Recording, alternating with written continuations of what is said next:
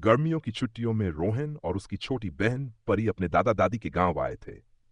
गांव बहुत सुंदर था, चारों ओर हरियाली, खेत और एक छोटी नदी बहती थी।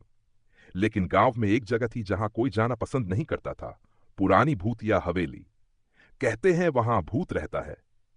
गांव के बच्चों ने रोहन और परी को डराने की कोशिश की, लेकिन रोहन को भूत प्रेत पर यकीन नहीं था।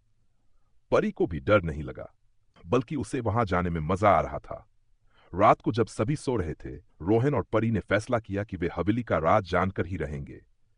टॉर्च लेकर दोनों हवेली की तरफ बढ़े। हवेली सच में बहुत पुरानी थी। टूटी फूटी दीवारें, जाले और दरवाजे से आती अजीब सी आवाजें। जैसे ही उन्होंने दरवाजा खोला, अंदर अंधेरा था। अचानक हवा का तेज झोंका आया और दरवाजा अपने आप बंद हो गया। परी डरकर रोहन का हाथ कसकर पकड़ ली। तभी उन्हें ऊपर से किसी के चलने की आवाज आई। कौन है?" रोहन ने हिम्मत करके पूछा, लेकिन कोई जवाब नहीं आया। वे धीरे धीरे ऊपर की ओर बढ़े। सीढ़ियां चरमराने लगीं। ऊपर जहां एक पुराना झूला हिल रहा था, बिना किसी के बैठने के। अचानक एक हल्की रोशनी चमकी और सामने सफेद कपड़ों में एक बूढ़ा आदमी खड़ा दिखा।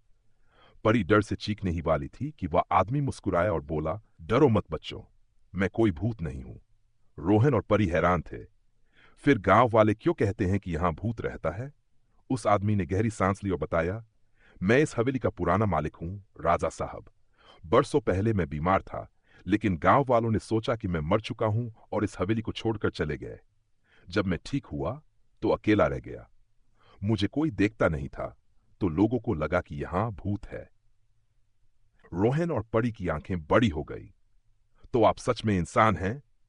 राजा साहब ने सिर हिलाया। "हां, लेकिन अब मैं बूढ़ा हो चुका हूं। कोई मेरा हाल तक पूछने नहीं आता।" रोहन और परी ने सोचा, गांव वालों को सच बताना चाहिए। अगले दिन दोनों ने गांव वालों को इकट्ठा किया और राजा साहब की सच्चाई बताई। पहले तो गांव वाले डरे, लेकिन जब उन्होंने राजा साहब को देखा और सुना तो उन्हें यकीन हो गया। अब हवेली फिर से गांव का हिस्सा बन गई थी। गांव वाले राजा साहब की देखभाल करने लगे और हवेली को ठीक करने लगे। रोहन और परी की बहादुरी से एक भूतिया हवेली फिर से एक खूबसूरत महल बन गई।